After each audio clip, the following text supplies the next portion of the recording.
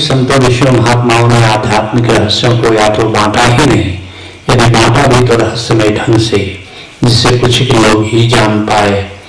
गुरुदेव आपने पहली बार आध्यात्मिक रहस्यों को अत्यंत सरल भाषा में आम आदमी के लिए खोल दिया है। संतों ने अध्यात्म को रहस्य में क्यों रखा? सुनहरा अस्तित्व इसकी इजाजत नहीं देता।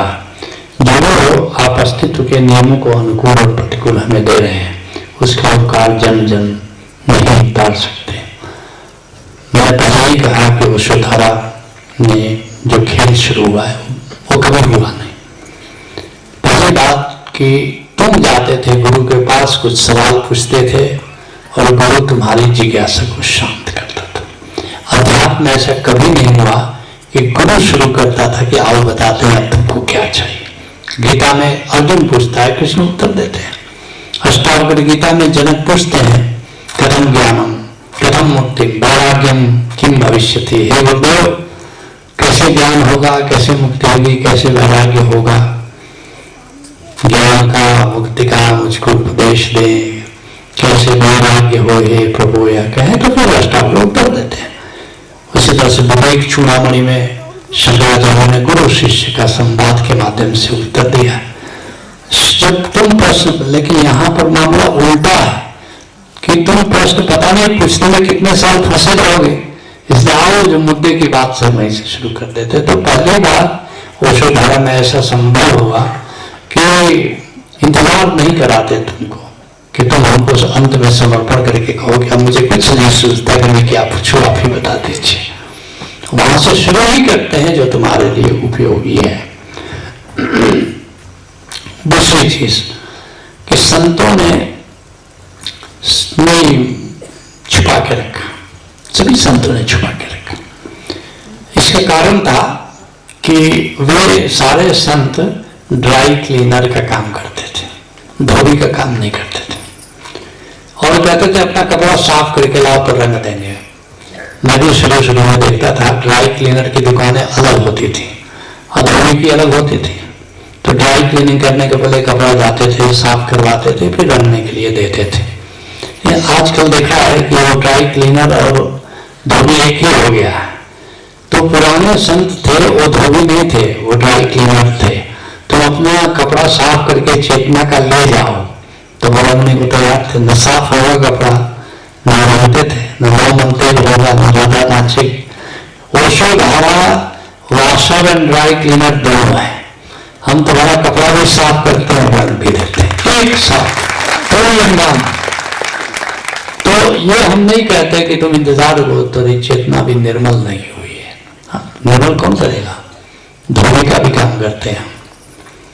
दूसरी बात, एक इंस्टांस मैं तुमको बताता हूं। बुद्ध से आनंद ने पूछा ज्ञान कितना है? बुद्ध ने कहा कि आनंद, ये जंगल देखते हो, जितनी यहाँ पत्तियां हैं उतना ज्ञान है।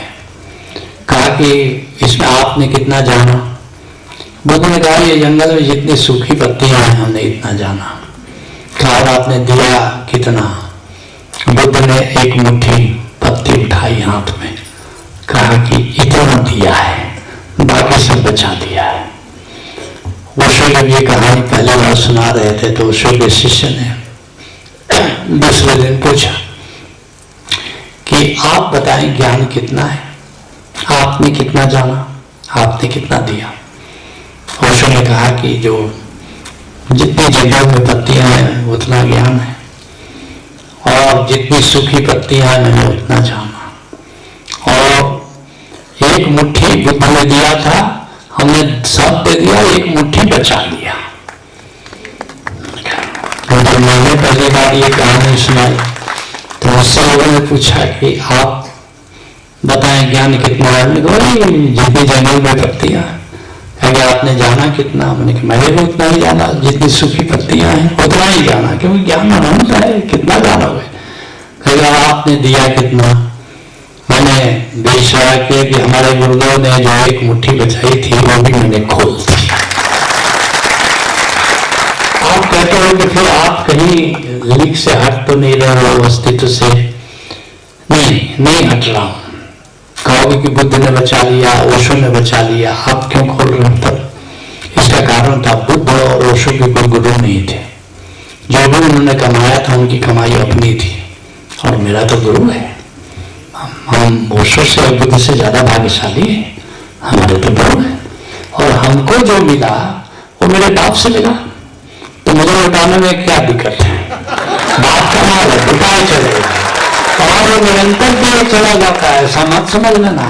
रोज चक्रमण का पर सुबह और शाम जब मैं चलता हूँ तो झरने की तरह बारिश होती रहती। इसलिए परम पद के बाद मैंने और एक प्रोग्राम 21 के बाद रखा है, 21+, उसका नाम है चल थी, चलते चलो, ताकि तुम मान लो अभी अप्रैल में आओगे, ओशो जाएंगे, वृंदावन जाएंगे, प्रशांत जी बोलता है, और फिर क्या तुम सोचते हो कि इसके बाद अब क्या झरना बंद हो गया? उसके बाद जो झरेगा उससे हम वंचित क्यों रखें? नहीं तो कहेंगे कि गुरुदेव तो कहते थे अंतिम मुट्ठी खोल दिया, लेकिन हम लोगों को परम पद के बाद जो मिला वो तो उन्होंने बचा लिया। ये कलंक हम लेकर के क्यों जाए? इस अंतिम दम तक जो भी झरना झरता रहेगा, मुक्त हाथ से उसको लुटाते रहेगा। इसलिए चलो, इसमें पूरा एक दिन 7 दिन के प्रोग्राम में पिछले से अब तक जो मिलेगा उसको भी बांट देंगे। इसलिए परम पद के बाद हमने कहा चरैवेति कार्यक्रम साल में एक बार कर लो, ताकि ये 1 वर्षों में जो डेवलपमेंट हुआ उससे भी तुम एब्रेस्ट रहो, उससे भी तुम वाकिफ रहो।